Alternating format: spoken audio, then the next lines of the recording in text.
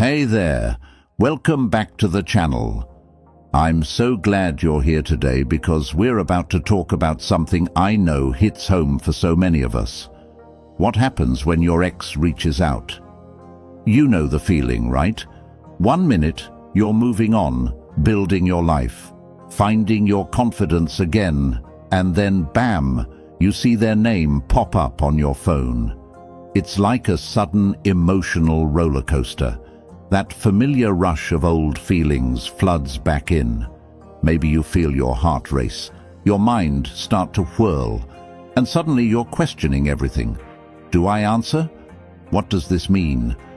Your mind is flooded with 1,000 thoughts, and before you know it, you're back to feeling a bit shaken, maybe even vulnerable. It's totally normal to have a reaction like this. It's human. But here's the truth I need you to really hear. You are in control. You decide how this plays out. It doesn't matter what they say or why they've contacted you. They don't get to hijack your peace or your progress anymore. And that's what we're going to talk about today. How to take your power back when your ex contacts you, and how to avoid the 7 biggest mistakes that can pull you back into emotional chaos. Because let's be real, this moment is a test of how far you've come, how much you've grown, and how much you've learned since that relationship ended. When your ex shows up, it's almost like life is giving you a little reminder, of what you've been through, what you've survived, and where you're heading now. And guess what? This is your chance to show up for yourself. This is your chance to prove to yourself how strong, how resilient, and how worthy you truly are. You don't need them to feel complete. You don't need their validation. You are whole on your own. But I get it. This can be confusing. Maybe there's a part of you that still wonders what could have been. Or maybe you feel that pull to revisit the past. And I want to acknowledge that. It's okay to feel those things. But it's also important to remember that the past doesn't define you, and it certainly doesn't dictate your future. Your ex might be reaching out for reasons that have nothing to do with you. But no matter what their intentions are, you have to stay centered. And that's exactly what we're going to work on today.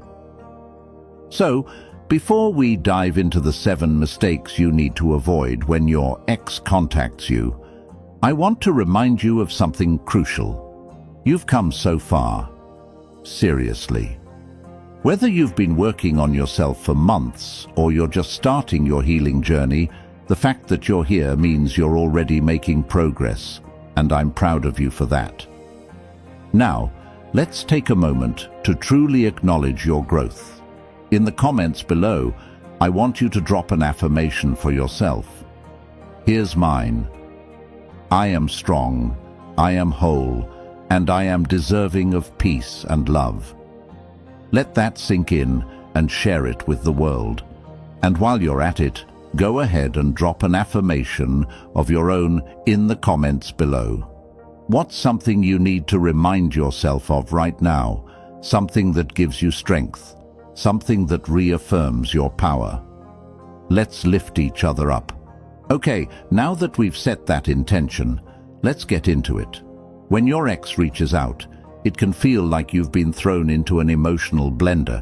It's easy to feel like you're losing control, like your past is pulling you back. But I'm here to tell you, you don't have to go back to that place. You've grown, you've learned, and now you're going to handle this situation with confidence, clarity, and, most importantly, control. Take a moment because by the end of this video, you'll know exactly how to stay true to your progress, protect your energy, and make sure you never make these 7 mistakes when your ex comes knocking. You're ready. Let's dive in. Mistake number 1, responding out of impulse. Your phone buzzes, it's them. Suddenly your heart races, emotions surge, and the urge to reply is overwhelming. You type something quickly, hit send, and then regret. Sound familiar? This is the trap of impulsive responses, a moment where emotions override reason and control slips through your fingers. But let's pause. Marcus Aurelius once said, "You have power over your mind, not outside events. Realize this, and you will find strength." His words hold the key to this situation. You may not control when someone reaches out, but you absolutely control how you respond. And in that choice lies your power.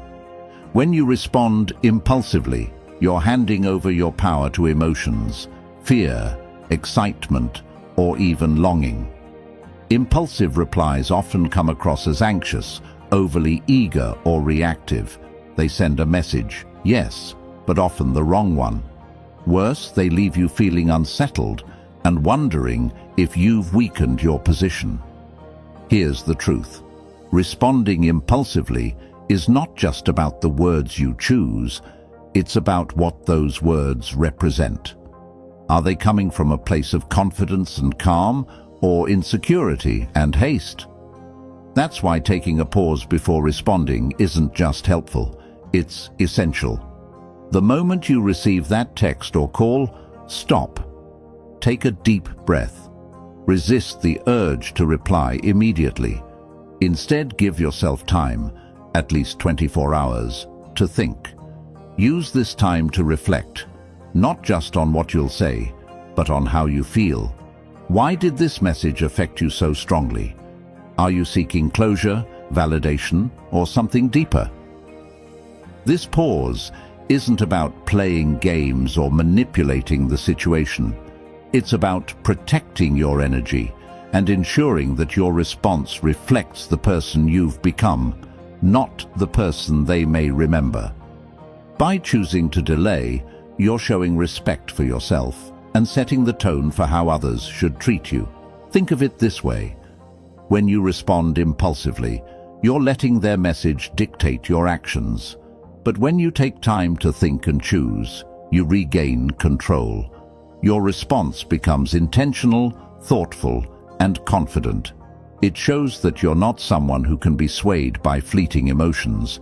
You're grounded, self-assured, and in control of your narrative. Imagine how different it feels to reply with clarity. A calm, measured response doesn't just communicate your thoughts, it conveys your worth. It says, "I am not here to react to your whims. I decide how and when I respond." That is power. So, the next time your phone buzzes and emotions rush in, remember, you don't have to act immediately.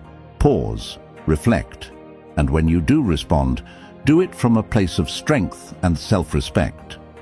Now, I want you to drop an affirmation in the comments. I am calm, confident, and in control. Because that's exactly who you are when you choose thoughtful responses over impulsive reactions. Mistake number 2, seeking closure from them. Let's face it, when a relationship ends, we often yearn for one thing, closure. We want answers to questions like, why did this happen? Was it something I did? Or do they still care? We believe that if the other person explains, apologizes, or provides a neat resolution, the pain will magically disappear. But let me tell you something that might sting at first. Closure does not come from someone else. It comes from within. When you seek closure from your ex, you're handing them the keys to your emotional freedom. You're saying, I can't move on until you give me permission. And that, my friend, is a dangerous place to be. Because more often than not, the answers you're looking for either won't come, or if they do, they won't be satisfying. Their words won't heal your wounds, and their reasoning won't erase the pain. The Stoic philosopher Seneca reminds us, we suffer more often in imagination than in reality. What does this mean? It means that the stories we tell ourselves, the fantasies of what if and if only, cause more pain than the actual event. You don't need their answers, their validation, or their version of the story to move forward. Closure isn't something they give you, it's something you claim for yourself. Here's the harsh truth. Even if they sit down with you and explain everything, it likely won't bring the peace you're searching for. Why? Because closure isn't about understanding them, it's about accepting what is. It's about letting go of the past, the regrets, and the unanswered questions. It's about saying to yourself, this chapter is over, and I am turning the page. Instead of seeking closure from them, take the power back into your own hands. Start with this exercise. Write down everything you want to say to them. Be raw, be honest, pour out every emotion. Write as if they'll read it, but here's the twist. You're not going to send it. Instead, burn that paper, shred it, or delete the file. This act isn't about them. It's about you releasing the weight you've been carrying. It's a symbolic way of saying, I don't need your answers to find peace.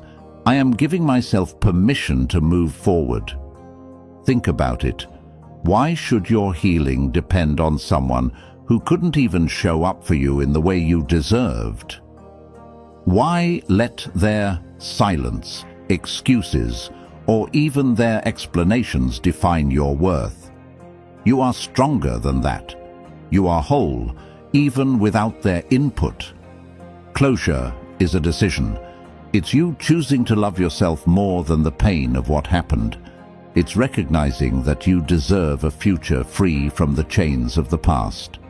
And it's about trusting that you have everything you need to heal within you, not in their words, but in your own courage and strength.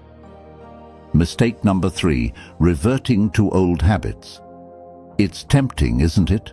The moment your ex reaches out, memories of laughter, late-night talks, and shared dreams come rushing back.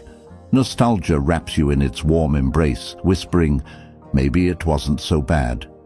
Maybe we can go back to how things were. But here's the truth. Nostalgia is deceptive.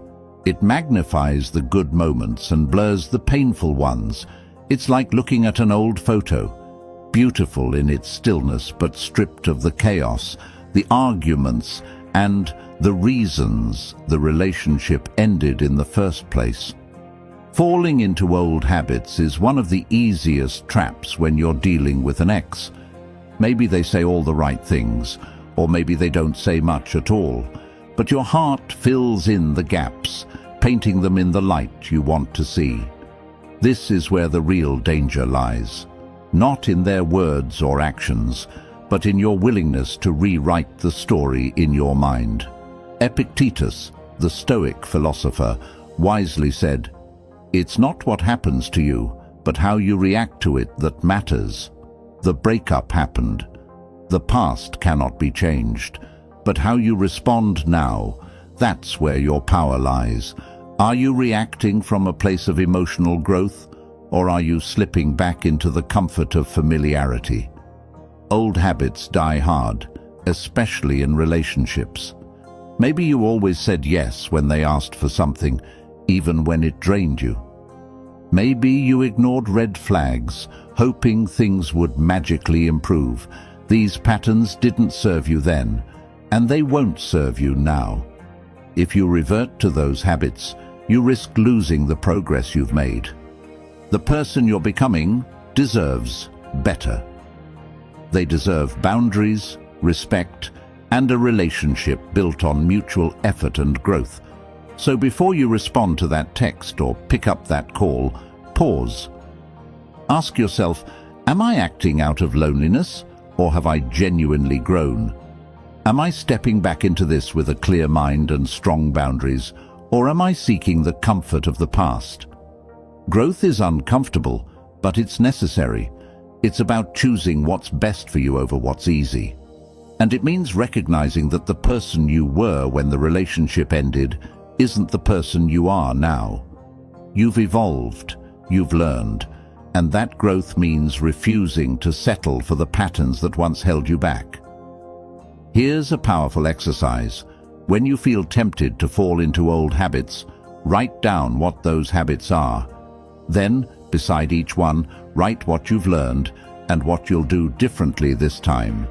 This visual reminder will keep you anchored in the present and focused on the future. Remember, moving forward doesn't mean erasing the past. It means honoring the lessons it taught you. Let nostalgia inspire gratitude for the good times, but don't let it blind you to why you needed to move on. You're not the same person anymore, and that's a good thing.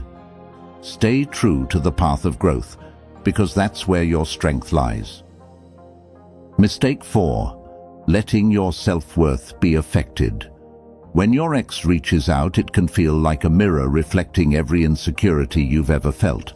You might wonder, am I worth their time? Do I matter to them anymore? But the real question is, why are you letting their actions affect how you see yourself? The truth is, your self-worth is not dependent on how someone else values you. It's rooted in how you see yourself, your strengths, your character, and your journey. When you allow someone else's behavior to shake your confidence, you give away a piece of your power. You might replay their words in your mind or analyze their intentions, hoping for validation. But this cycle does nothing except reinforce the false belief that you need someone else to define your value. You don't. Self-worth isn't built in someone's approval or admiration. It's built in the moments you stand firm, even when the ground beneath feels unsteady. Take time to reflect on your own accomplishments, both big and small. Maybe it's the way you've been there for others, how you've shown resilience in the face of challenges, or even the progress you've made in areas no one else sees. These are the things that define your worth. Epictetus famously said, "First say to yourself what you would be, and then do what you have to do." This wisdom reminds us that your self-worth isn't something to seek outside, it's something to build from within. You decide who you are, you set the standard for how you should be treated. The more you embrace your intrinsic value, the less their words or actions will affect you. Instead of questioning your worth, focus on affirming it. Shift the narrative in your mind from, "Why am I not enough for them?" to, "Why am I doubting myself in the first place?" You are enough, not because of anything external, but because you are uniquely you. No one else can bring what you bring to this world. Here's a practical step.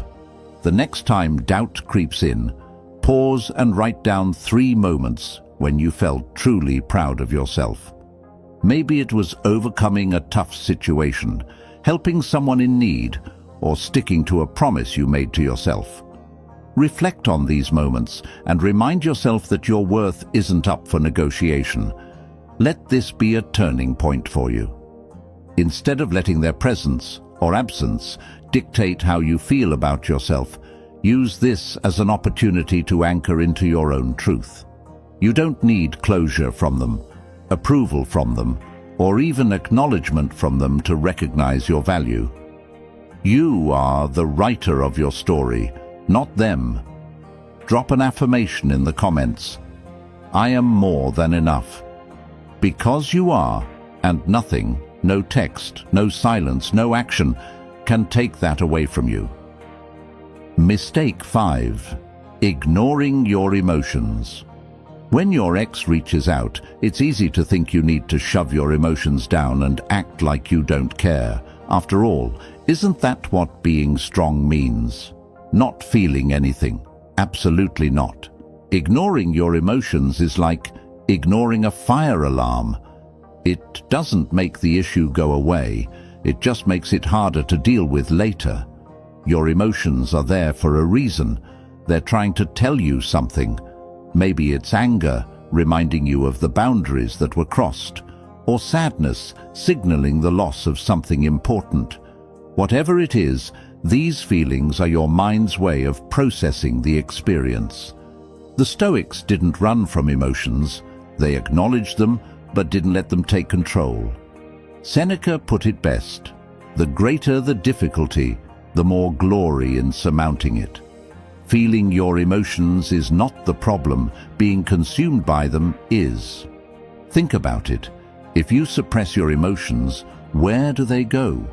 They don't disappear, they build up. Over time, this can lead to unexpected outbursts or even emotional numbness, where you feel detached from everything, not just the pain. This isn't strength, it's avoidance, and it robs you of the opportunity to grow through the experience. So, what should you do instead? Start by acknowledging what you're feeling without judgment. Sit in a quiet space, close your eyes, and ask yourself, what's really going on inside me?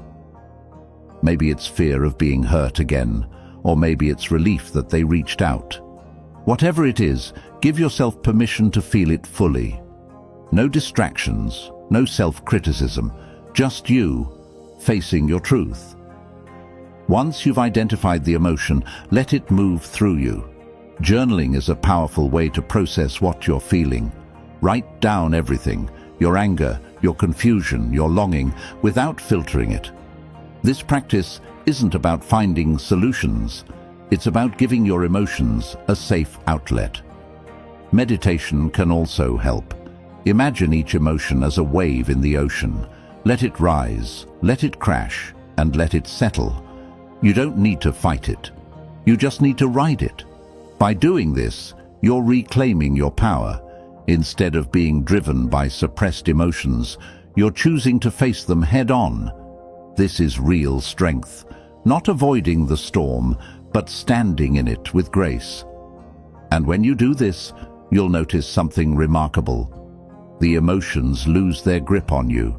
You're no longer reacting impulsively or feeling overwhelmed. You're calm, centered, and in control. Emotions are not your enemy. They're your guide.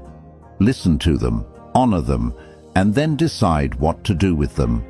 You are the pilot of your life, and every storm you navigate makes you stronger. Take a moment right now to drop an affirmation in the comments. I am the master of my emotions.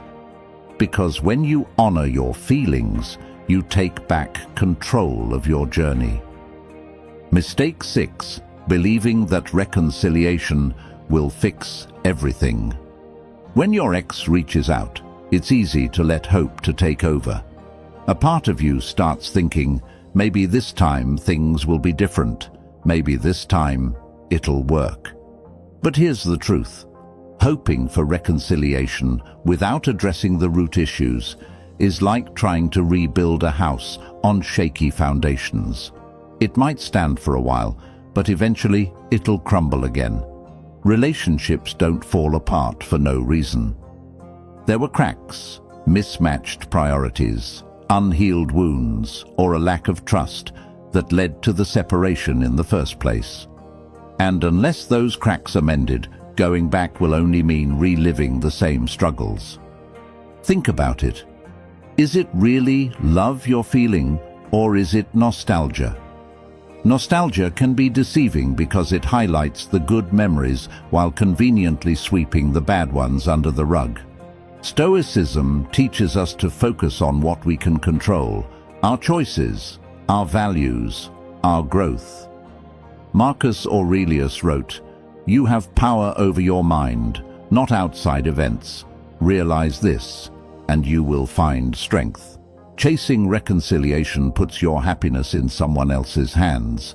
It's as if you're saying, I can only be happy if they come back. But you are already whole, already enough, just as you are. No one else has the power to complete you. Ask yourself, why do you believe reconciliation will fix everything? Is it because you fear being alone? Is it because you doubt you'll find someone better? These feelings are normal, but they're not the truth. You left, or were left, for a reason. And that reason still exists, unless both of you have done the deep, difficult work of change. Without that, reconciliation is just a cycle, not a solution. Instead of chasing what once was, shift your focus to what could be. What kind of partner do you deserve? What kind of love aligns with the person you're becoming? The answers to these questions lie within you, not in your ex. By letting go of the past, you create space for something healthier, something stronger, something that doesn't require you to shrink yourself just to fit. Take a moment right now to remind yourself why the relationship ended. Write it down if you need to. Then ask yourself, am I willing to settle for the same, or do I deserve better? Because you do. You deserve a love that meets you where you are, not one that drags you back to where you've been. In the comments, drop an affirmation. I deserve love that aligns with my growth. Remember, the past is a lesson, not a destination.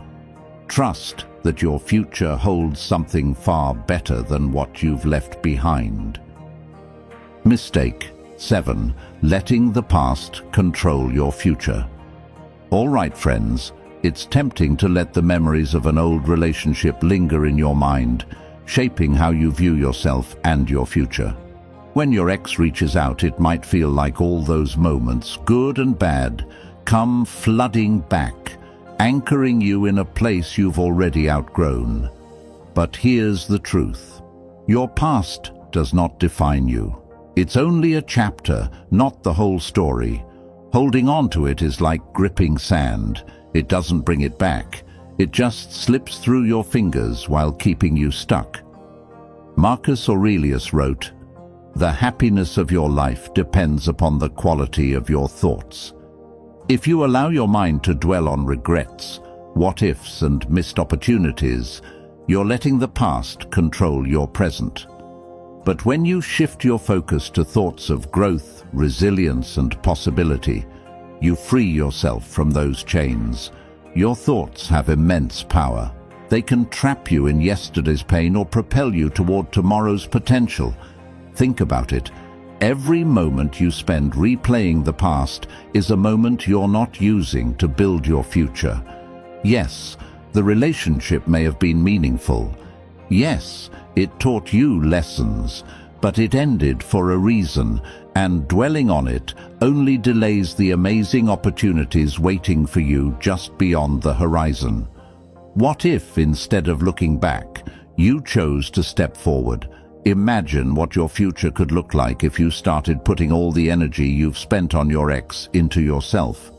You could create new goals, meet new people, and uncover new strengths you didn't know you had. The end of one chapter isn't the end of the book. It's the beginning of a new story where you are the main character, not someone else's supporting role. Take this moment to reclaim your power. Ask yourself, what can I do today to start creating a future I'm excited about? Maybe it's setting a small goal, like taking a walk to clear your mind or picking up a hobby you've always wanted to try. Maybe it's surrounding yourself with people who uplift and inspire you. Whatever it is, take one step forward and then another. In the comments, drop this affirmation. I choose to move forward with strength and purpose. Let this be your reminder. Your past may shape you, but it doesn't control you. You hold the pen to write the next chapter, and it can be as beautiful as you dare to imagine. Remember, when your ex reaches out, you don't need to react. You need to respond with intention and self-respect. Don't make the mistakes that weaken your power. Instead, reclaim your strength, your confidence, and your self-worth. You're in control, always. If you found this video helpful, make sure to hit that subscribe button, drop a comment below with your thoughts, and share this with someone who might need a little boost today. You've got this. Stay strong, stay empowered, and I'll see you in the next one.